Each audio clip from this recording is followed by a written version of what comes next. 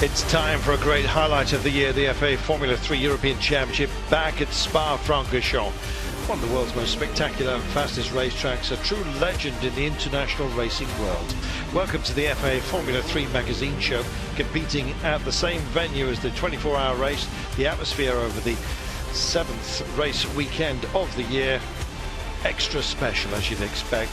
21 F3 drivers going to hit the longest track of this year's calendar, 7-kilometre circuit, winds up the Ardennes Hills in the southeast of Belgium. It's fast, hilly, twisty, nature ideal, a real challenge for everyone.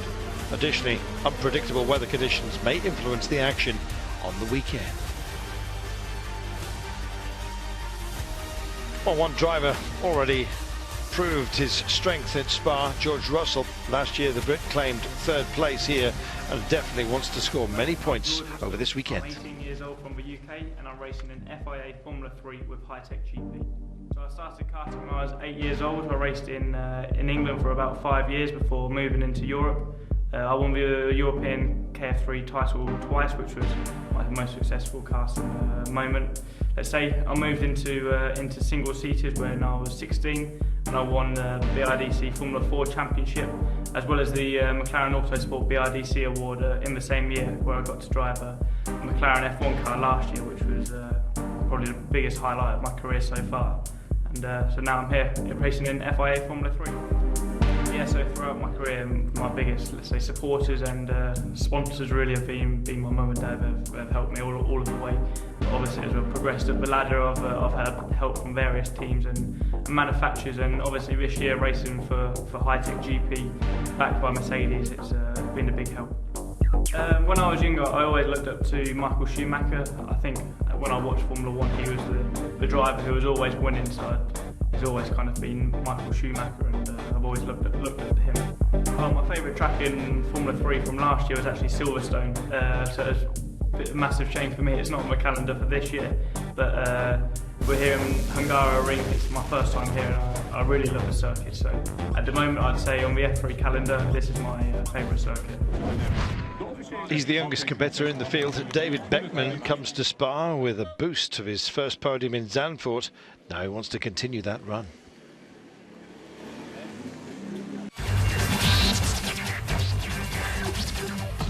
Hey guys, I'm David Beckman. I'm driving for Eurosport and I will take you on a lap in Spa.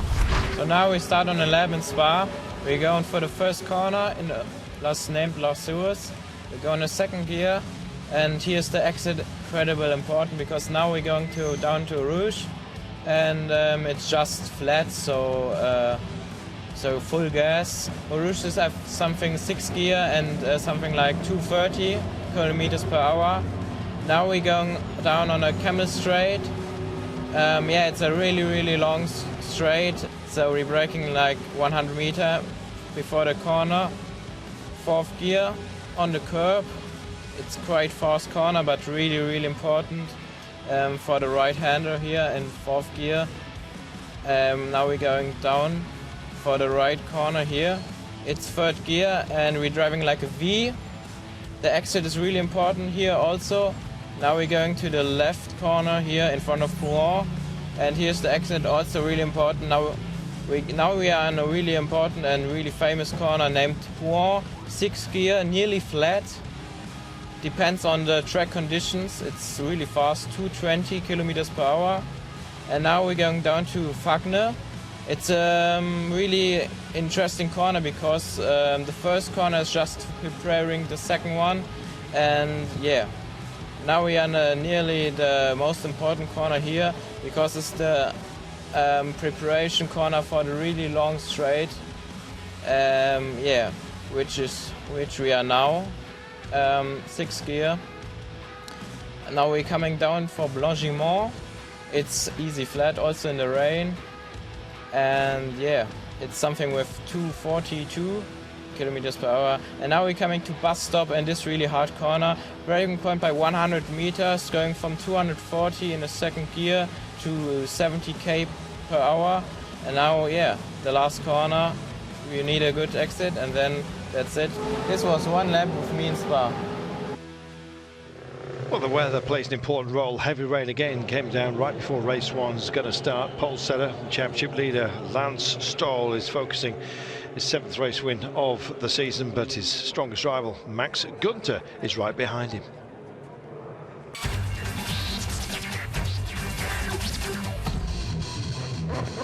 Heavy rain in Spa, the track flooded, and due to aquaplaning, the field starts behind the safety car.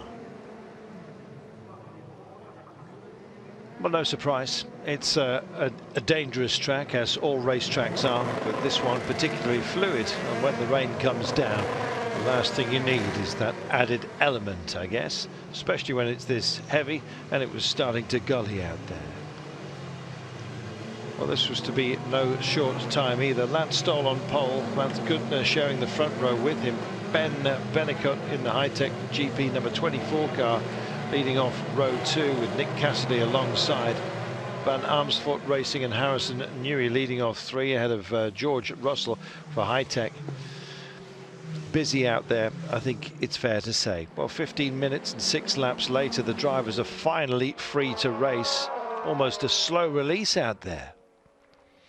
Well, being out front, best place to be in the number 1 Prima Power Team car in the hands of Lance Stoll, kicking up the rooster tails for everyone else to eat, I think it's fair to say, or maybe drink. Yes, lack of visibility for those further down. The rain just starting to abate, and so a line would be drying out reasonably quickly. Stoll keeping the lead and able to pull a gap almost immediately. Best vision for him. Nobody else, of course, afforded that luxury. Well, the 24 car, Bennicott, was to move past Cassidy with what was a nice piece of flair. Still hampered by the spray being kicked up in front, though. Strong manoeuvre nonetheless. Takes great nerve, and these young drivers have plenty of that, of course.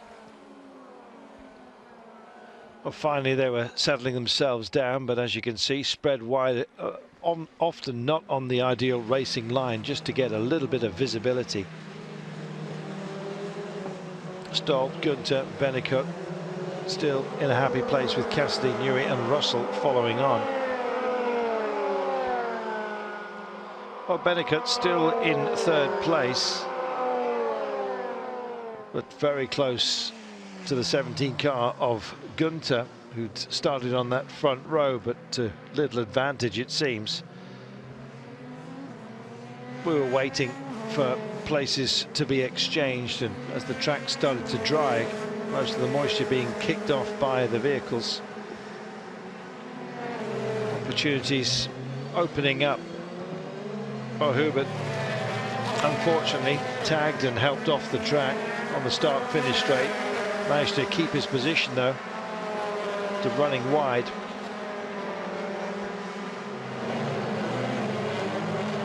I'll pick a line, any line, and Newey being passed by Russell on the outside.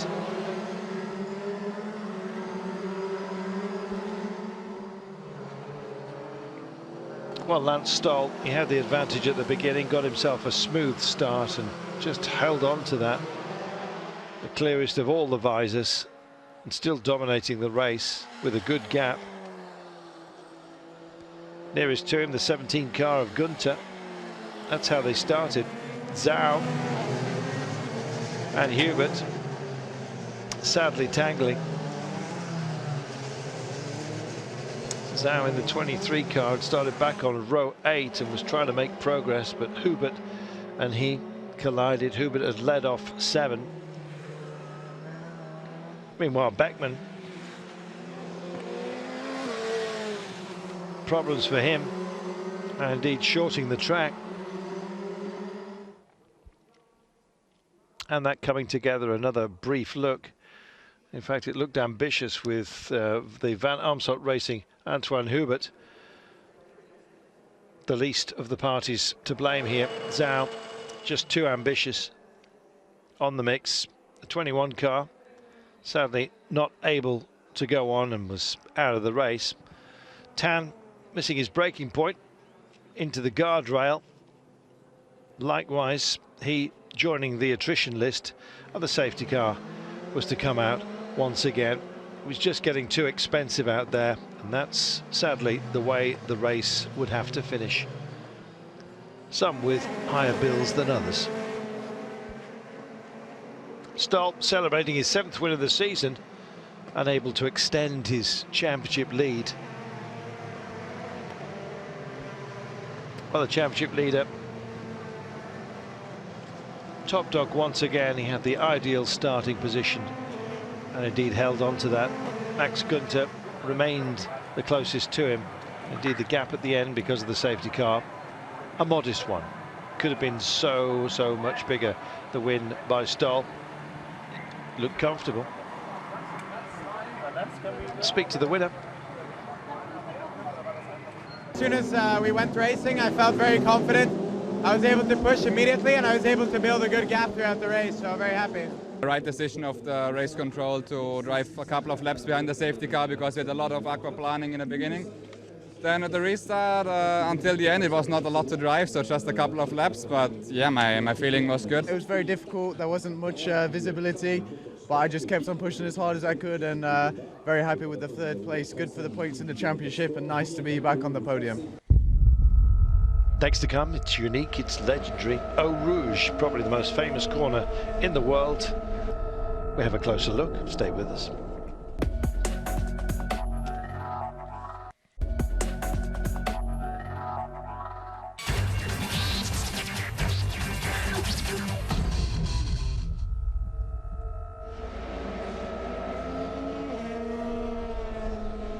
Since 80 years, Eau Rouge is one of the hardest and hard-taken corners in the world. It's a special feeling, especially for the first times you're doing it. The first time I went through Eau Rouge in a Formula 3 car, and you really feel it in your stomach. For me, it's one of the nicest corners I know. Well, obviously, it's a corner with the biggest name I know. A lot of F1 drivers say this is their favourite corners.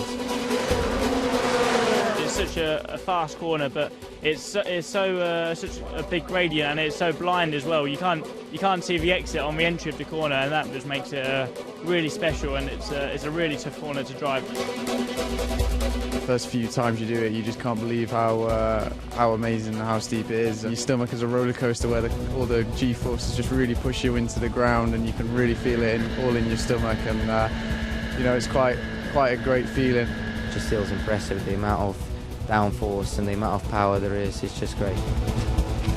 Yeah, for sure. Just over in history, it's especially in Formula 1, it's just been such an incredible corner, and for the spectators, I can't imagine how incredible it looks to watch here. But I'm sure if they made it here in the car themselves, they would be even more impressed about it. Everyone's wishing to drive here once, and I feel very lucky to be one of those drivers driving here. There is a new participant in the FA Formula European Championship, Ukyo Sasahara. Going to compete in Spa and in Imola. It's a challenge for the 20-year-old Japanese. Compared to others, we have done limited mileage, so I know it's very difficult because it's a very higher competition championship, but we'll see. We just try to do the best. It's time for race 2 of the FA Formula 3 European Championship at Spa-Francorchamps. The atmosphere around the traditional track, fascinating for everyone. Always happy to be in Spa. It's a very impressive track for the drivers, very good for their learnership.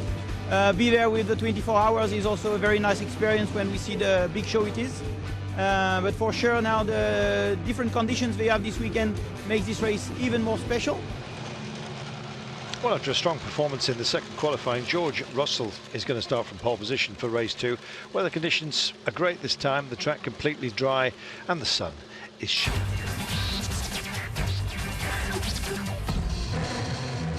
So can George Russell keep the lead is the big question. Nice start for him, but how good? On his case, Joel Eriksson for the Motor Park team, the 22 car, close in attendance and into the first corner. Aaron turns but manages to move on, taking a spin. First to go through Eau Rouge. and everyone else in line. Ericsson and Russell, and it's Ericsson that takes the lead. Looked lively at the start, and well, justified that sense. Mazepin, sadly for him, technical problems, and it's Jensen that takes advantage and is third now. What about Stahl, who started back on row 5? Elliott first to move up a place and into 4th. And a big shock for our championship leader who went so well. Stahl is out. Puncture. I just got hit in my rear right tire and it created a puncture, so I had to stop and replace the tire, and at that point we kind of used it as a test session. Big name gone. Ericsson and Russell battling it out for first place. Real duel between these two. Weather couldn't have changed more quickly between races 1 and 2. In fact, it looks like another part of the year, does it not? In the end, Russell managing to get past Ericsson. Indeed, the lead was to be his.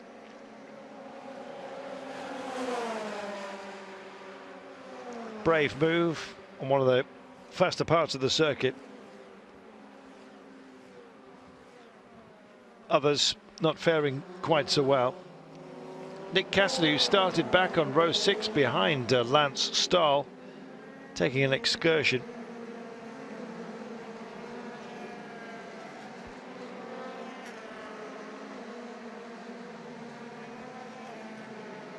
A lot of pickup, but held it well to get it back on track. In the end, Russell heading for victory. His second race win, incidentally, of the season.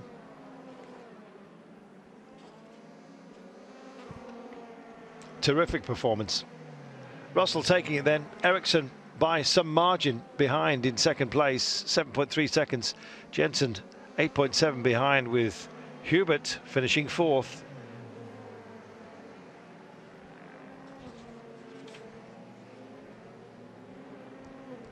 George Russell of High-Tech GP delighted. So at one point I was down to P4, but we had great pace throughout the race, and the car was incredible. I pushed a lot, made a gap, and then I, how should I say, managed to tire until the end, but then Russell was really quick, so it was not possible to follow him. Well, after the break, the third race in Spa with a great duel for the podium. Stay tuned.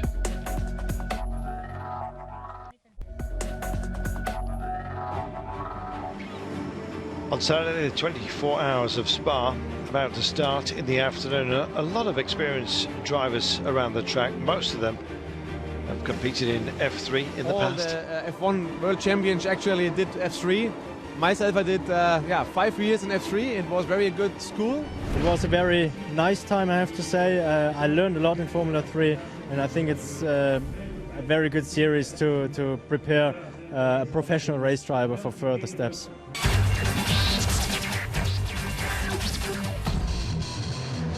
George Russell finding himself on pole with Joel Eriksson alongside. Seems familiar. Eriksson getting an absolutely superb start. Yes, Russell stalling, and unfortunately for him, losing a whole rack of positions. Eriksson then taking the lead and absolutely gifted it by the stalling George Russell. Well, he left in the wake of just about everybody out there. Ben Bennicott and Callum Illiott also enjoying the bonus. There we are.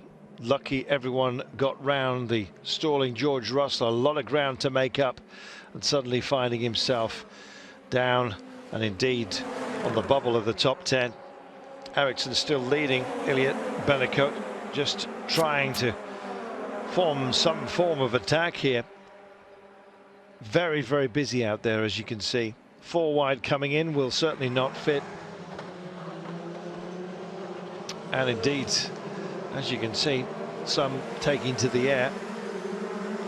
Well, the traffic calming measures not holding up these fast machines in the hands of the exuberance. These Dallara 312 Mercedes-Benz machines are supposed to be all equal, but well, team funding is anything but, and of course driver experience, setup, and indeed the backup that you get from your own teams does vary, but the mechanicals remain the same. It's just what you do with them. Russell moving past Mazepin and also past Cassidy. So George Russell making fantastic progress, and in fact up to fourth at this point. Stoll in third, having a go at Hubert. Russell staying close at hand, and in fact what a retrieval it was to be by George Russell after that dreadful start. Huge talent, and indeed these cars in his hands just so fluid, but the delivery impeccable. Past Stoll, championship leader, who must have been wondering what had hit him, or nothing physically, but George Russell, I think, using his adrenaline after that poor start to just move almost constantly through the field. Brave stuff, but what about tyre wear, and how much had he lost? Was the degradation going to tell here? Stoll, the Canadian, determined to battle back, and it was a superb battle between this pair. Real scrap for the podium. Russell, though, determined to hold on for the spot after starting on pole. Don't forget Lance Stoll himself also making huge inroads.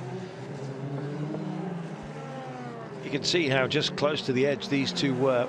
Fantastic battle raging here. Well, with so many turning up for the 24-hour race, they were really enthralled by what the youngsters were doing out there, and in fact the pit wall with many great names just enjoying what was a stunning battle here in the final race of this weekend for the Formula 3 boys. Into the final lap then. Still our eyes drawn here.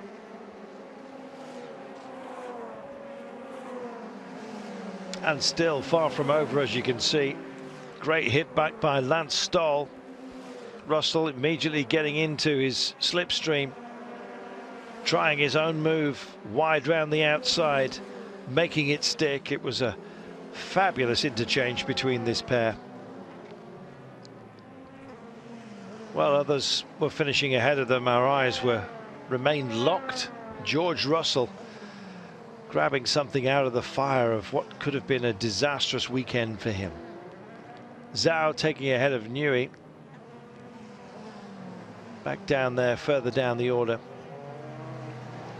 It feels really, really great. Never been so glad in my life. Quite a good weekend. Happy to finish on a high. Now we have the summer break, but I'm already looking forward for next round in Nürburgring.